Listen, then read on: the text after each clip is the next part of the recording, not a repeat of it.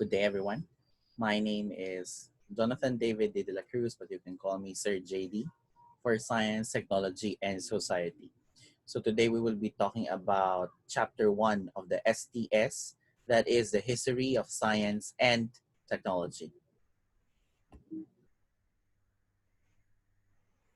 The history of science and technology plays a very big role or very vital role in answering the question, where is science now? It is not a story of collective movements of humans from ignorance to knowledge or to knowing things, or still ignorant to not so ignorant today.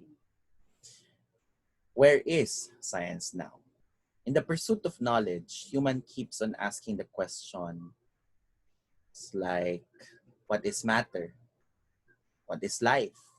Where are we? When are we? These questions have asked or were asked and is continuously being asked today. Itong mga tanong na to, ang mga unang tanong na hanggang ngayon tinatanong pa rin sa science and technology. This chapter will provide a glimpse on the development of science and technology through the history of humankind, provide evidences of the presence of science and technology in different eras of different locations. So ito yung tatalakayin natin ngayon. Where is science now? Saan nga ba ang science ngayon? At what state are we?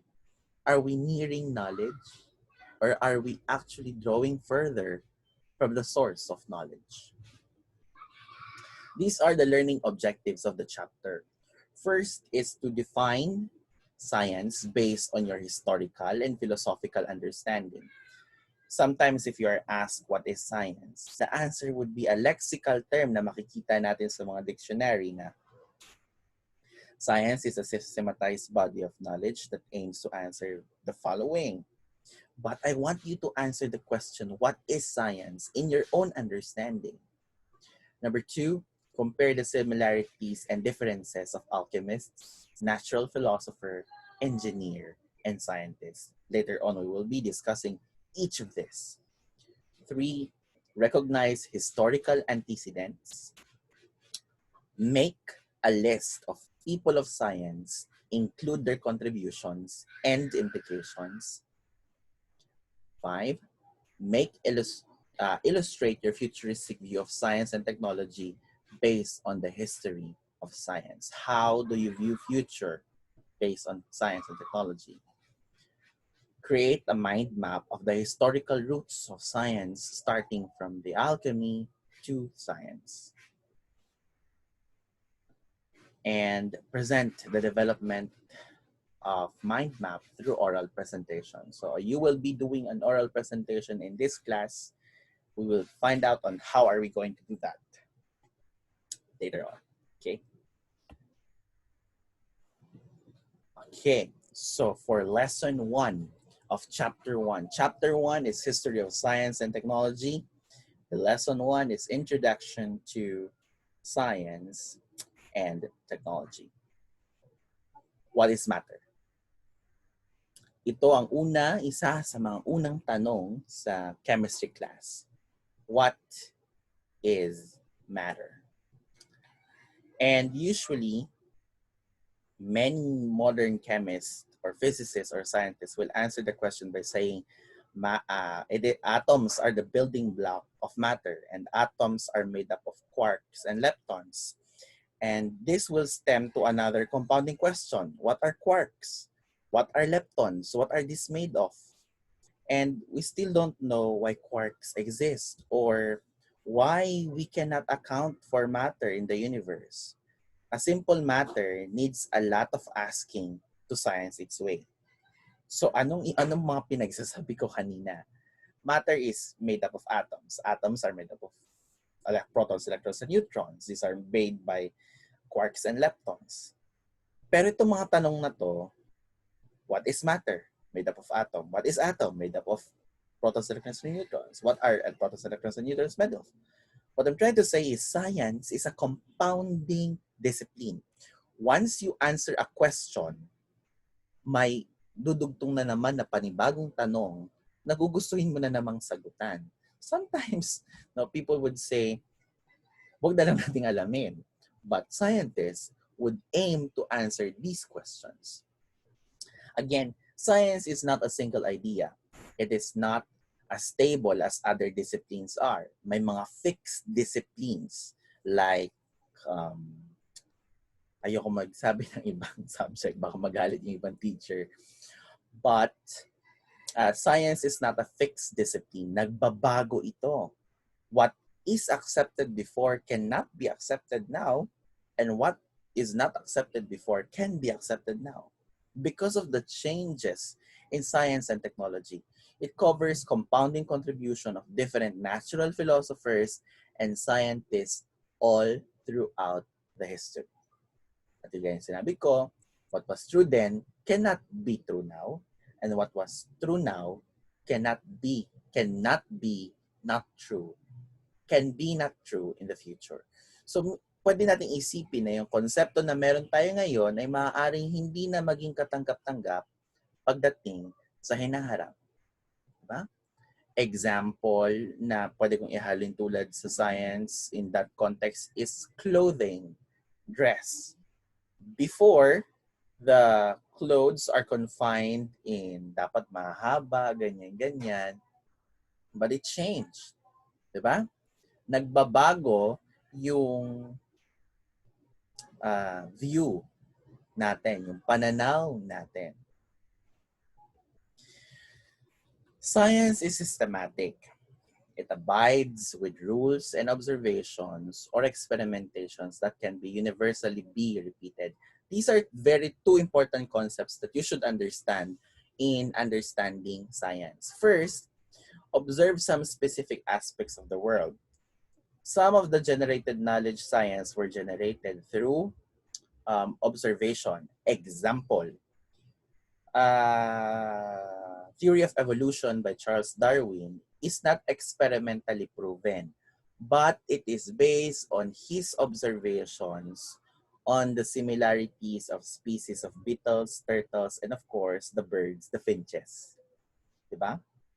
Hindi naman natin kayang experiment ang evolution na theory ni Charles Darwin. Pero na-observe niya ito. Next is conduct an experiment to answer some questions about the world. Experimentation plays an important role in proving and disproving concepts, scientific principles.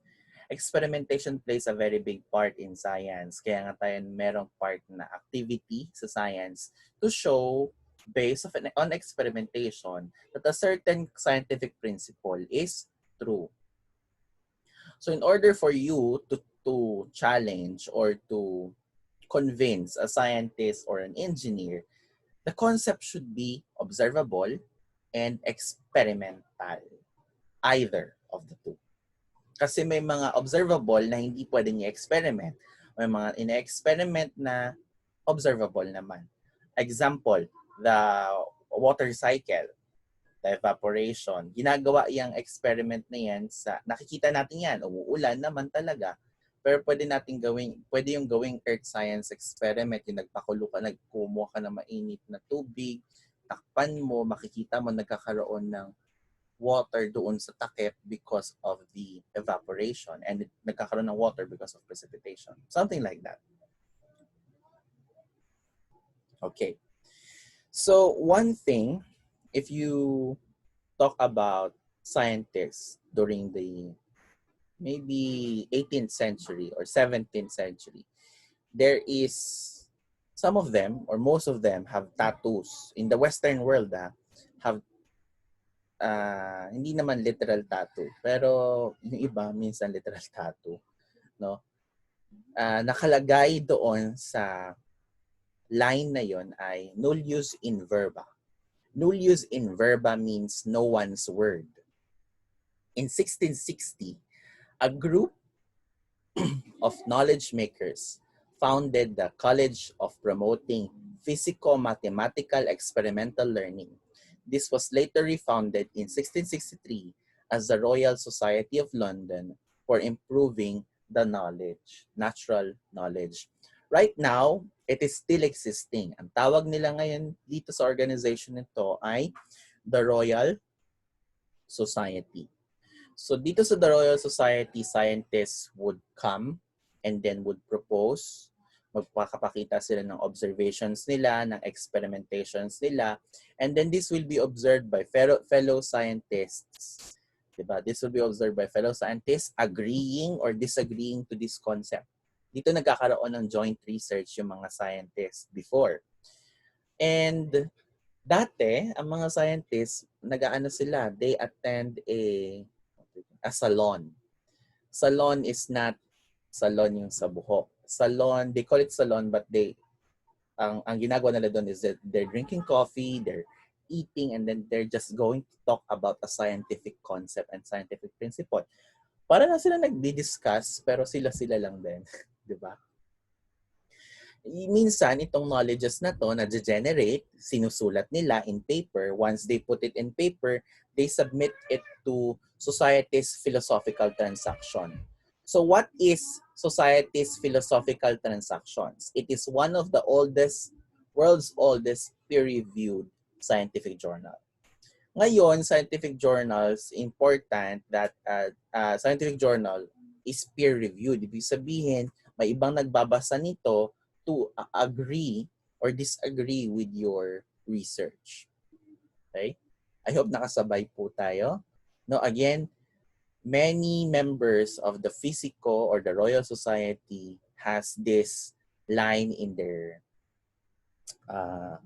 Latin word tattooed on their arms for many contemporary scientists called the nullius in verba, meaning no one's word. Bakit?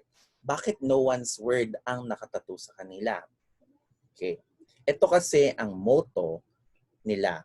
The society based their unambiguous motto to scientific method. Of course, they are scientists. Ang society, ibig sabihin, ang binabanggit dito ay yung Royal Society. The founding members developed their motto. Don't believe something just because someone tells you it's true. Test out each new hypothesis or educated guess yourself. Kaya nakalagay doon sa mga kamay nila, nullius in verba, no one's word. Do not believe on anyone's word unless otherwise you saw it, you read it, you understood it, and you conducted an experiment on it by proving its hypothesis. Okay? Ganun lang din, pag may narinig kayo, wag po agad tayong maniniwala. It is important that you search. You try to seek and answer that. Example, kapag may mga narinig kayo na hindi naman talaga totoo, na panibago lang, hindi ko sinasabing maging kayo, cynical. Ang cynical kasi close-minded eh. Maging skeptic tayo. Scientists are skeptic. They question before they believe. Okay? Tanungin muna natin kung totoo ba o hindi yung sinasabi. Ayun. So that's the motto of the Royal Society. So they ask questions, they challenge questions first before they believe in it. Okay.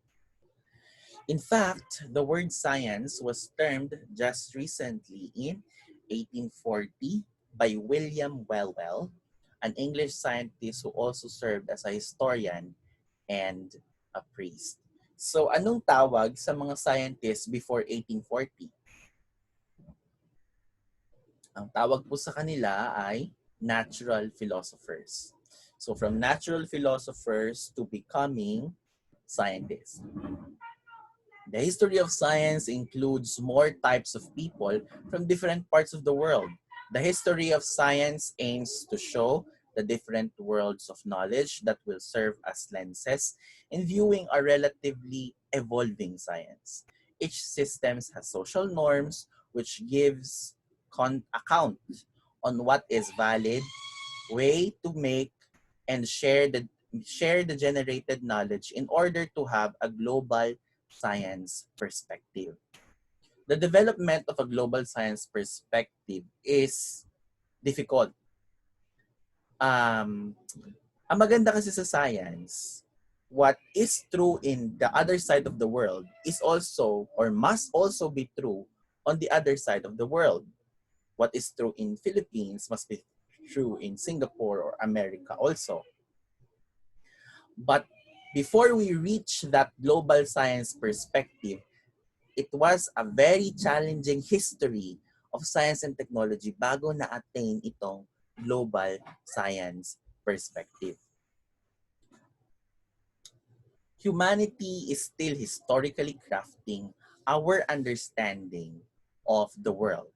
This discipline also serves as a lens of science of the past, and that science of the past is also influenced by religion because of its unifying quest in the never-ending attempt of human in searching for truth. Humans are searching for the what is so-called perennial truth. That is why natural philosophers ask a lot of questions. We will be discussing different philosophers who ask a lot of questions, not to humiliate anyone, but to challenge it, to prove the natural world. Humans has a numerical attempt on describing the natural world because it is wonderful and fascinating to know and to control it. That's one of the reasons why many scientists tries to answer the questions. Tries to question and then tries to answer the question. Kung tatanong sila, hindi nila alam yung sagot, susubukan nilang sagutin based on their observations or experimentations. Why? Because it all boils down to the saying, knowledge is power. The knowledge of knowing how things work and why things exist gives the bearer power, which is why one must study the history of science. Again, studying science and technology, the history of science and technology, can give you a power on the future science and technology. It will give you, maybe not technically, but philosophically. But you know, one of the oldest formula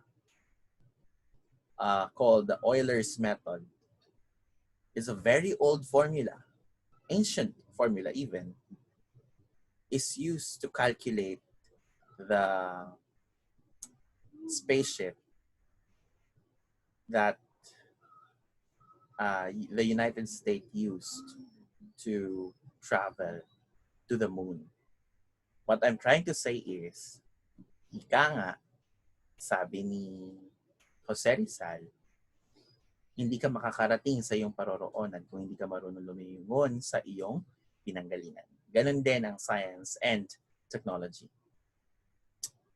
The history of science highlights understanding of what is good and what is bad, and what should be acceptable behavior of scientists and engineers in facing future based on the learnings of the past.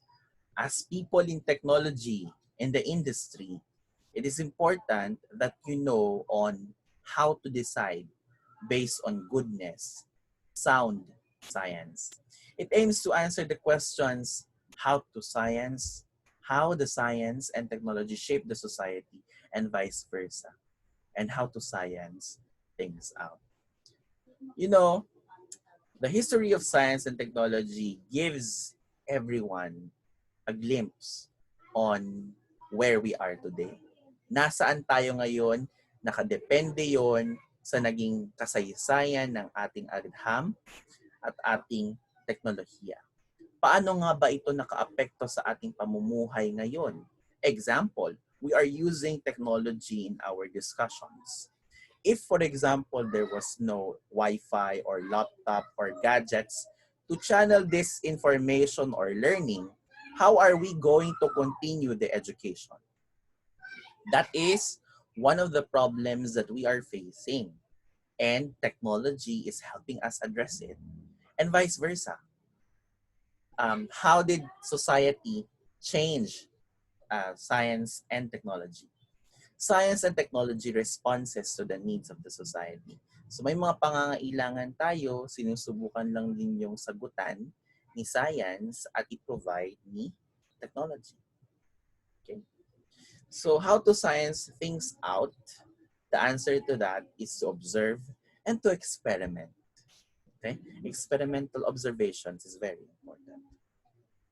So that is the introduction of science, technology, introduction of the history of science and technology.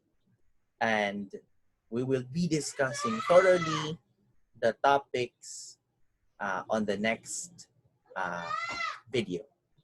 Thank you if you have any questions or clarifications, feel free to comment on the comment sections. Okay? Wag po kayong mahihiya if you have any questions. Paki-comment na lang po kapag may tanong po kayo regarding this video.